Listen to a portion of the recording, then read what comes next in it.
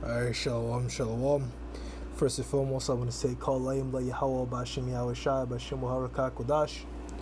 Double honors to the elders and apostles of Great Millstone who do rule and teach well, as well as once again peace and blessings to the hopeful elect.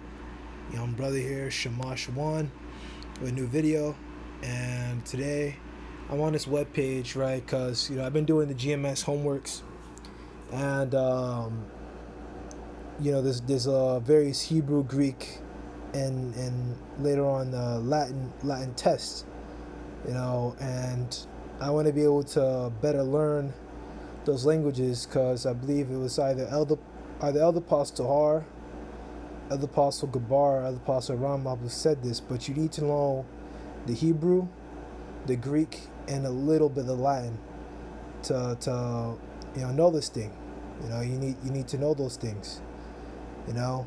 Especially like with that word Parthenos for virgin. It really shouldn't be Parthenos. That was inserted by wicked Israelites. It should be Nianis, and that's something that's important to know for breaking down the virgin birth. At least in a Septuagint. If you're just breaking it down in the Hebrew, you could just say, tell them the whole thing, Ilaman, and go into all that and break that down. And now that'll do the trick. Because these people out here in this world, they're carnal, so they don't study. But us in this truth, we know that we have to study, we have to know these things, we have to learn these things. Which is why I'm going to constantly continue to advocate for young brothers such as myself to get on the GMS homework, and I need to hop on the GMS homework and make sure I do it weekly so that I can continue to advance in this truth and get the most bang for my buck. So this is wikipedia.org, and I just looked up New Testament Greek words and phrases, and they don't have every single. What I looked up in Google is important Greek words in the New Testament, right? And it's the Koine or Koine Greek. I don't know how to say it. Is the Greek that's in the New Testament, right? That it was translated out of, and that's the Greek that we have to, go into. And as time goes on, I continue to learn the Greek alphabet and take the same approach with the Hebrew. Learn the alphabet, learn what this word sounds, learn what that word sounds like, learn about the connectors, how these words connect, and things like that, and so on and so forth. So of course everything day by day, but mostly it's something I really want to get into. So I scrolled down and I found this word here, right? Because I actually didn't find logos this way. I actually got the other word breakdowns for the most part. I got them off of GMS homework, but I decided to just go down here, and I was looking for various words because I wanted to do videos on them, and I found this one, which is we're gonna get it and let this devil and blue leopard Bible say, but it sounds like pleroma, right?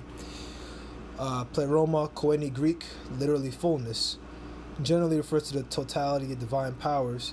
Is used in Christian theological texts, especially Gnosticism, which we're not really going to get into that because that's nonsense, basically. It has nothing to do with us. The term also appears in the epistle to the Colossians, which is traditionally attributed to Paul the Apostle, that he wrote it. Now, when we go here to Colossians 2 and 9, actually, hold on, I know what to do. Alright, so I went down here to Colossians 2, which I could actually just look at the King James Version, and we could just double back here for a second. I'll start verse 8. Beware lest any man spoil you through philosophy and vain deceit, at the traditions of men, at the rudiments of the world, and not after Yahweh Shai. Yahweh Shai Mashiach, for in him dwelt all the fullness of the, and that's off, the Godhead bodily, that's off. Is this even the King James? Is this the King James? Oh, well, that's off. We know that the whole Godhead Trinity doctrine is off, because remember Yahushua said, let not my will, but thy will be done. But to focus on here, right? Let's see here. Let's see here. God, the fullness of God, the fullness of deity. Fullness, the Godhead is off. Let's see here. Yeah, for the entire fullness of the Most High's nature dwell bodily in Yahushua Mashiach. Exactly, because Yahushua didn't go off while he was living. He had that divine nature upon him. You know, that nature. He didn't have the sarks, man, or that mere human nature apart from divine influence. Okay, and once again, it's Yahushua. He came in human form. He came in bodily form. And he came to the earth, by being born through Mary and through Joseph having sex with Mary. Okay, and there's different precepts that will, go touch on that. I don't really want to break down that today, but there's one that I'm thinking of. Let me see if I can go ahead and get it for you real quick. Alright, so we don't really gotta go into all these, but if all you gotta do is go to the King James, right? Just go to topics, and all you do is go to virgin birth, and here's the precepts, right? Matthew 13:55 is not the carpenter's son. It's not his mother called Mary, his brother James and Joseph and Simeon, Simon and Judas. So, and his sisters, are they now with us? Whence then had this man all these things? So, once again, this is just an example. Just proving that Yahushua came in the form of men. But he didn't have that sarks on him, man, being apart and cut off from divine influence. And remember, Yahushua, while he was on the earth, he didn't go off, and that was meant to be an example for us to follow. To be like that. Yahushua, he didn't give in to the Roman authorities when they had him. And that was an example for us to follow. For brothers that do have to go through that. Lord willing, I'm not of that number. Let's get more precepts. So I said get more precepts. That was my bad. I didn't mean to say that. I meant to say let's go. Well, we are going to get another precept, but let's go back to this article. So the word here literally means fullness, from the verb Pleroo or Pleroo. I don't know how to say it. We're going to get it in a minute. From Pleris, which means full. Right, so it means fullness.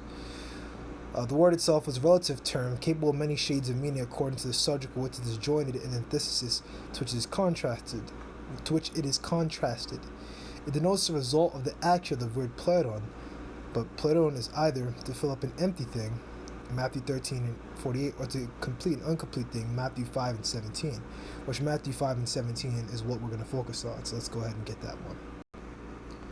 Okay, so once again, this is on the King James, the website. And as you see here, Matthew 5:17. Think not that I am come to destroy the law or the prophets. I am not come to destroy, but to fulfill. Okay, so Yahushua didn't come to destroy the law or the prophets, right? And that goes to many different precepts, right? Like, was it Romans 6:1? And various scriptures is if it's about works, then it's no more grace, and so on and so forth. And it's about grace, and it's no more works, because right now it's salvation through faith, and keeping the law to the best of your ability. Actually, I'm butchering that scripture. Let's just go ahead and get it. Alright, so Romans 11:5. Even so, then at this present time also there is a remnant according to the election of grace. And if by grace, then it is no more of works, otherwise grace is no more grace. But if it be of works, then it is no more grace, otherwise work is no more work. Because the elect didn't become the elect because of works, but because they were chosen by the Most High. So that's the breakdown. It's not through the technicalities of the law. We just keep the law to the best of our ability. To also go into another point, or was it chastisement? Oh no, I know what it was. It was following the law. Keep the law.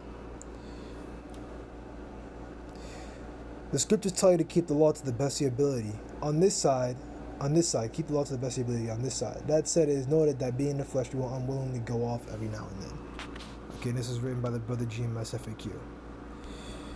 Let's go back and scroll back, and okay.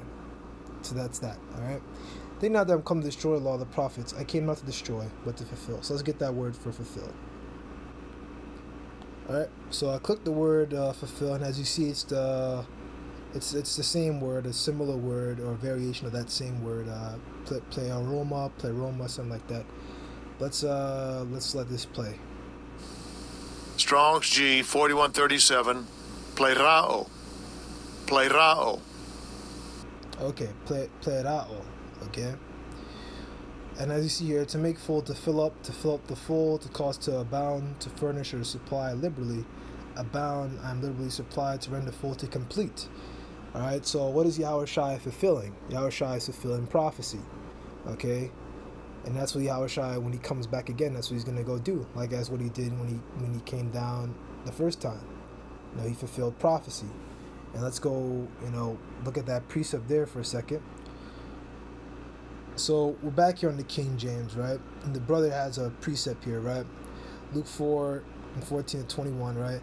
He began to say unto them, this day is the scripture fulfilled in your ears. When Yahushua was reading the scriptures, right?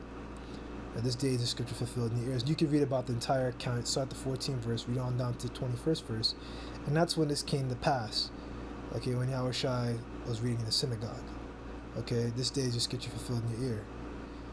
Isaiah 61 and 1 was fulfilled the very moment that Yahushua read the scripture. This is no example of what is meant in Matthew 5 and 17. Okay, so once again, fulfill what? Fulfill prophecy. Now, or make it complete. Now, if something needs to be fulfilled, that means it's not filled yet, right?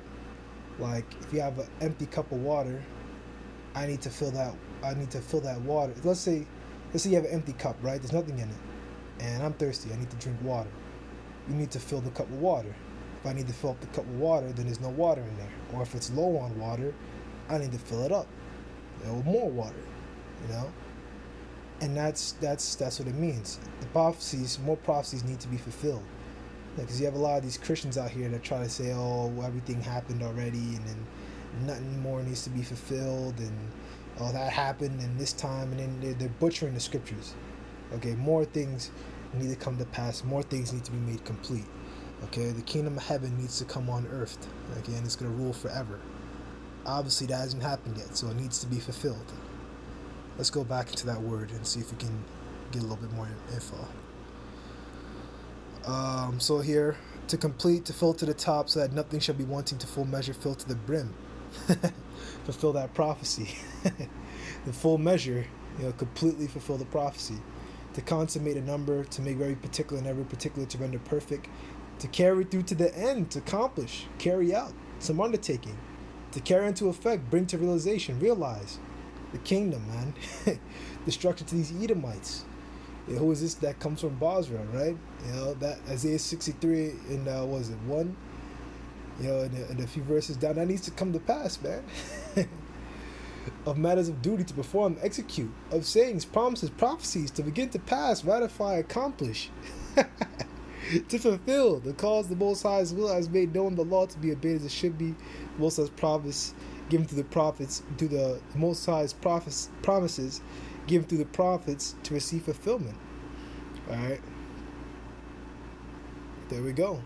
Let's go read that again. The cause the Most High's will has made known, the law to be obeyed as it should be.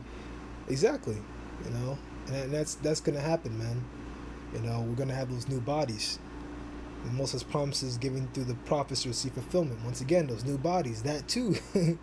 The salvation of the elect, right? Like with Jeremiah 30 and 7, the time when he was troubled, he shall be saved out of it. Now that he is not just one person, that he is going to be a group of people. And now a group of people are the elect, that are the people that's called the elect in the scriptures, which are Israelites. Elect means chosen. Okay? So you got there to make, replete, literally to cram and that level up, furnish, execute an office, finish a period or task, right? Exactly. Verify, accomplish, how much more do you really need to go on? Lord willing, you are edified, and shalom.